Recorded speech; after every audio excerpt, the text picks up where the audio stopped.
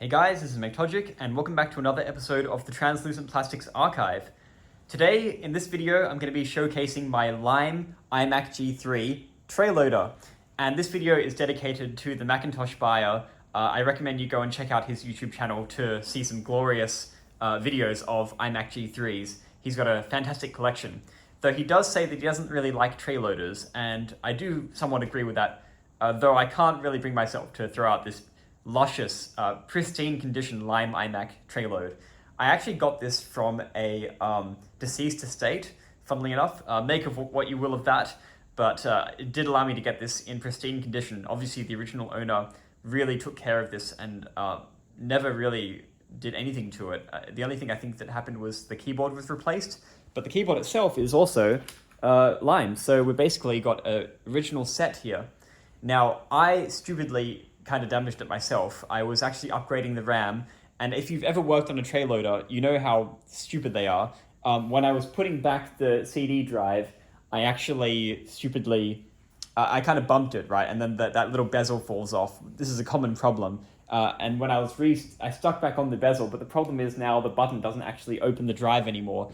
So the CD drive actually still works, which is, something that you can say that's a positive about tray loaders, but just any internal stuff that you do to them can really screw that up. So that's why it's not in full condition, but I'm sure someone can fix that along the line. It's not an irreparable damage.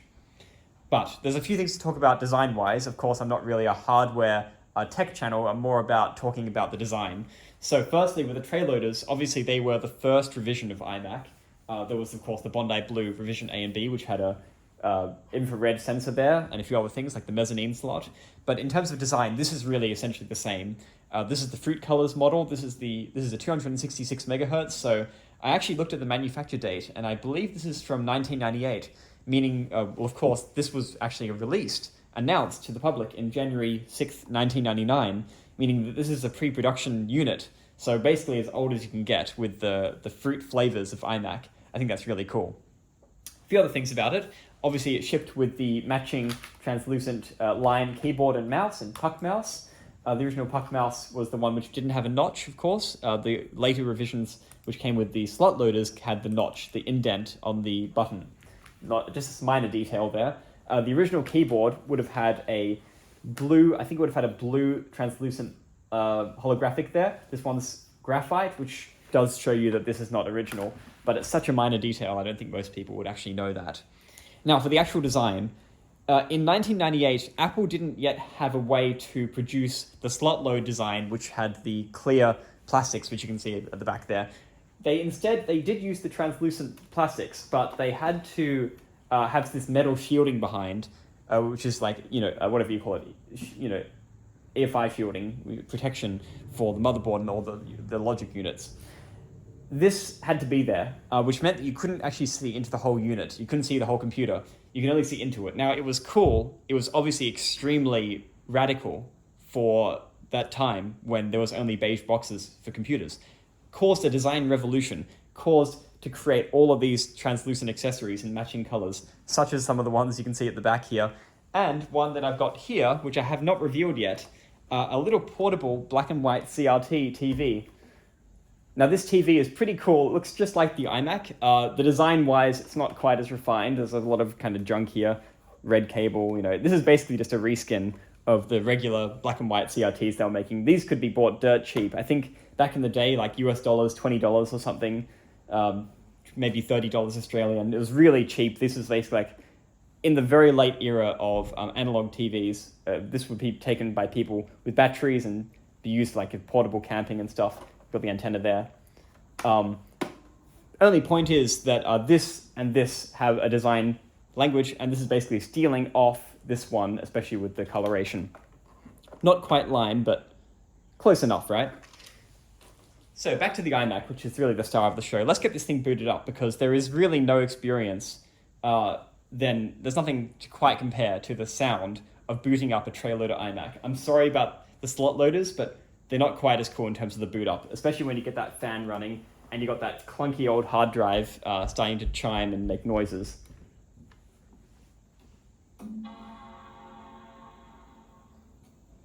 And the best part, I think, is when the screen comes on, which is on the slot loaders, it kind of just comes on instantly. But with this one, it has to kind of warm up. You can see that the screen slowly starts to appear just in a moment. These things are pretty slow. So just give it a moment there. And there we go, it warms up and then it shows up. I think I've got an install of OS 10.4 Tiger here, which I've got running through X post facto. Of course, the frame rate's gonna, of the iMac is gonna mess around with the video, but I'll change that once we've got it booted up. Design-wise, you've got the CD-ROM in the front, which of course Steve Jobs hated, but that's something that they just had to do because they were out of time by the time he noticed that change. Are we booting into Tiger here? Looks like we are. Great. This thing does run Tiger. It's pretty slow. It's not great. I've got the maximum RAM, 512 megabytes. If I was really taking this one seriously and trying to use it, I would definitely get an SSD in there as well. But really, this kind of machine, it was released around the age of macOS 8.5. So it doesn't really run OS 10 very well at all. In fact, you probably shouldn't run it on there at all. It really is not a pleasant experience. That is completely different, of course, on the slot loaders, because the slot loaders have AGP, they've got graphics acceleration, and they've got faster memory and all those things. This is just a bit of a slog, but you can do it. And I've got a bunch of files on the desktop there, which I'm just gonna delete all of them. Don't think we need any of those. Of course, we're also limited by the fact we only have a 6 gigabyte hard drive, so because I'm using the original, so I've only got enough space really for a quick install, a very basic install of Tiger and OS 9 on here, I'm pretty sure. I think on the same partition in this case. That's just the way I decided to do it in this case. So there you go on the desktop. Let's just get, if we just go to the system prefs and maybe just reduce or change the resolution. Let's see what we can do here. You'll see that everything is kind of sluggish on this machine. System preferences and all of those things, it's just a bit of a slog. That's 1024 768. I can also do 640 by 480. We're still going to get some refresh differences, but that one seems to be a bit more easy on the eyes. Back to the design, you may have noticed at this point that this iMac is actually not sitting on its regular stand. In fact, the stand is over there in that corner. This is actually on a third-party translucent lime accessory, which I also got with the iMac. The company that made this is a Japanese company called Dance with I like I lowercase, like iMac. And this is actually a 360-degree swivel and tilt stand. And honestly, if you've ever used an iMac G3, you'll find that having a stand really, really improves the ergonomics of it. So let's just see how that works. It's a little, I'd say it's actually quite good. It's not like a Apple standard of like what you expect from a smooth, seamless swivel and tilt like you might get from the iMac G4. But for what it is, and with all the weight that it's carrying, this is like, I don't know, 20 kilograms or something, it's quite a good thing. All right, so let's just get it tilted. You can see I'm just swiveling it around like that. Just hardly any force, especially to turn it left and right, that's hardly any force required at all. And I can swivel it up, like that. Quite high up, actually. How's that look on camera? Yeah, you can get it quite high, and we get it back down low.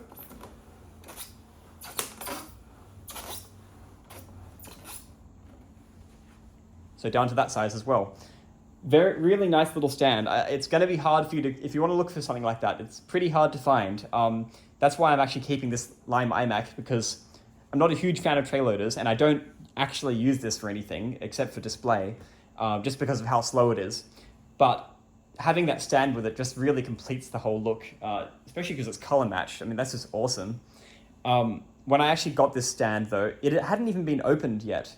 So I actually opened it fresh, and all of the rubber padding on the bottom had dissolved over time and turned into this extremely, extremely sticky goo, which I had to basically scrape all off. So I've scraped off all the goo. They were actually the supports for the stand, but you didn't need them. It still supports itself just on the plastic circle. Bit unfortunate, but that's how it goes. A lot of these things weren't designed to last. So I'm doing the best I can, right?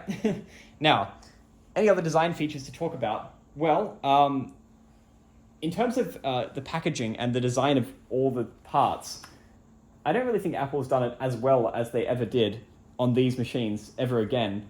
with exception, of course, for the slot load iMacs. They never really did the full color complementation that they did here, like with the full matching colors perfectly. You may say that they did it well on the M1 iMac, but in terms of designing from the ground up, that's not quite true. The M1 iMac basically steals the Magic Keyboard design from previous models. The Magic Mouse is, of course, stolen from the Magic Mouse going back to 2009. So those kind of design features, they're not like a perfect integration, not a design from the ground up like this is. And of course, with this, all the, not just the colors, but the materials are all the same. It's the same polycarbonate that's being used in the mouse, in the keyboard, in the computer. It's the same pinstripes designs that you can see between this part and this part. And even in the OS, if you're using a version before 10.4, if you're using Puma, particularly 10.1, you'll find that the design look of the Aqua aesthetic perfectly is a match to this whole design aesthetic. And of course, when you boot up into OS 8 or OS 9 and install it on one of these Lime iMacs, you'll also get the Lime desktop background, which looks really cool. So let's just get this thing swiveled around, which is another, like, such a nice feature to have on this, so I can show it to you. But if we swivel it around the back here, so this is the side. Now on this side, you've actually got this door, and I'm sure people have seen these before. Another reason I picked up this Lime iMac, because the majority of tray loaders that you see, the door's missing. People just throw them out, or they just fall off. I don't know. Usually, I assume they throw them out. Doors have never been popular with customers. They just kind of get in the way. But in terms of the aesthetic and the design, it's actually much nicer to have this completely clean look. I think Steve Jobs and Johnny Ives really hated the idea of ports sticking out from the computer. I think they wanted everything to look just so seamless and crisp. That's why also the power cable back there is also recessed so that you don't see that sticking in. But the door here, that design element was actually copied once again on the original MacBook Air. If you look on the MacBook Air, there's that door there, and here's the door for the USB port there. So this is actually the same kind of idea. Both of them, of course, were discontinued after the first revision, so make of that what you will. But I guess in terms of, Apple liked the idea of simplicity of not having ports, but even simpler than that is to have no door at all. So I think that's probably why they ditched it in the end. Now, people often mistake how this port door is meant to be used. There's a handle here, and you open it like that. And some people think that you're meant to put the cable, when you use the USB or mouse or something, you're meant to stick this cable through the port door like that. That's not the way it's meant to be designed. That's not how it was meant to be used. There's actually two holes, there's two gaps down the bottom there. That's where you put the keyboard in. That's where you would put the Ethernet cable in. That's the whole point. And then you tuck it all in, and then you don't have any cable mess. If you put it through the middle, it's kind of obvious, isn't it, that you're kind of putting cables through there. So that was Apple's design intention. On the fruit colors of iMacs, you'll actually find that this port door, this little circle here, is clear. On the Bondi iMac, it's blue. But on every other color of iMac, it's this clear color. Looking inside the port door, you can see in there, maybe I can swivel it just a little bit more. You can see that there's the holographic, again, down there on the ports. I'm just going to lower this down so you can see that a little easier. So there's your port door with the holographic on it. Now that holographic could have been color matched as well, but I think that was just probably taking things a little too far. So they just kept it with the blue one for that. And then of course with the slot load iMacs, there was no port door and there was no holographic sticker at all anymore. They just removed all of that, simplified the whole thing. But I do think this is a really nice touch because that exact same holographic appears on the Puck mouse as well. And it also appears on the keyboard, which I've just mentioned. Although, of course, on this one that I've got, it's actually graphite, which shows that it was a slot loading model. But yeah, you've got this blue holographic down there. They've hidden the sticker as well, which tells you the serial number and all the specs and things. Don't need to go into that right now, but that is in fact another thing. It's a very simple and clean setup, right? You've got just what you need, the USB ports, the Ethernet. I mean, with that, even in 2023, which is when I'm filming this, with a USB port and Ethernet, you can basically get on the internet and connect a number of accessories, keyboard and mouse, USB hub, USB devices. Even a USB 3 device will still work on an iMac G3. It just will run at USB 1.1 speeds. So that's how cool, I think that's why I love collecting these, not just for the design, but for the the way it works, you can still use modern accessories with these old devices. And that's because of how great USB 1 really was when it was invented. And of course, that was pioneered by the iMac. In terms of USB ports, of course, this one, unlike the slot load, it only has one USB bus. So you do have 2 ports on there, but they're actually running under the same bus. And usually that wouldn't be a problem, but I've often found that when you unplug and plug the keyboard in and things like that, it gets confused and it crashes. The system seems to crash a lot for random reasons. Could be OS 10 related, but OS 9 maybe also might have problems like that. USB, of course, is supposed to be hot swappable, but I actually treat this iMac Lime as if it's not hot swappable. I try and keep them plugged in as much as possible. Don't mess around with it too much. I've noticed when plugging in like a USB device, like a thumb drive, that causes problems. All right, so you've got the pinstripes, which we've talked about. The handle, of course, on the back is also in that polycarbonate.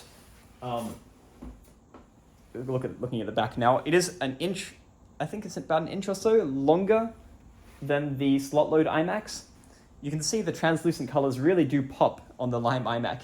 I've noticed that on some colors of iMac, like the grape one, for instance, the grape doesn't really shine very well.